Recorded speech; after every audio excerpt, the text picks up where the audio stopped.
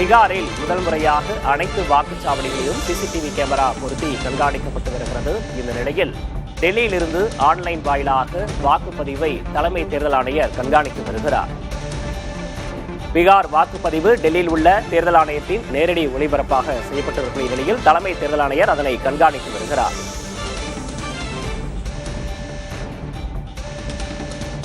பீகாரில் முதல் முறையாக அனைத்து வாக்குச்சாவடிகளிலும் சிசிடிவி கேமரா பொருத்தி கண்காணிக்கப்பட்டு வருகிறது. டெல்லியிலிருந்து ஆன்லைன் வாயிலாக வாக்குப்பதிவை கண்காணித்து வருகிறார் தலைமை தேர்தல் ஆணையர். கூடுதல் விவரங்களை மூத்த செய்தியாளர் கணபதியிடம் கேட்கலாம். கணபதி, முழு விவரம்.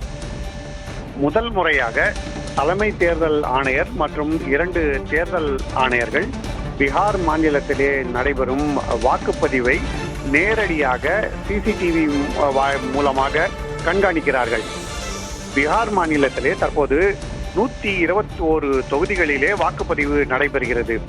ஒவ்வொரு வாக்குச்சாவடியிலும் சிசிடிவி கேமரா பொருத்தப்பட்டு அந்த சிசிடிவி கேமராவில் பதிவு செய்யப்படும் காட்சிகள் பட்னாவில் உள்ள தேர்தல் ஆணைய அலுவலகம் மட்டுமல்லாது டெல்லியில் உள்ள தலைமை தேர்தல் ஆணையர் அலுவலகத்திலும் நேரடியாக ஒளிபரப்பு செய்யப்படுகின்றன.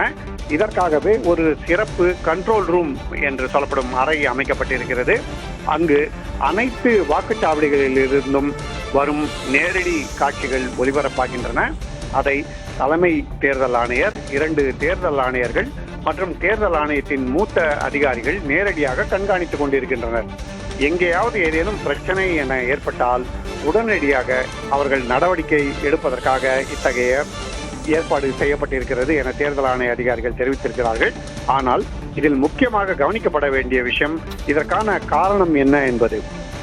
சமீபத்திலே மக்களவை எதிர்க்கட்சித் தலைவரான ராகுல் காந்தி பல்வேறு குற்றச்சாட்டுகளை முன்வைத்து வருகிறார்.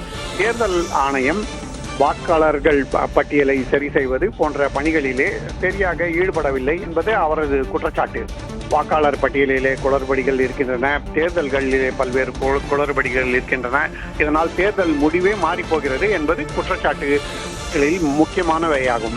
நேற்று கூட அவர் ஹரியானா மாநிலத்திலே தேர்தலிலே முறைகேடுகள் நடந்தது குறித்து குற்றச்சாட்டுகளை முன்வைத்திருந்தார். அந்த சமயத்திலேயே பீகார் குறித்தும் பல்வேறு குற்றச்சாட்டுகளை முன்வைத்திருந்தார்.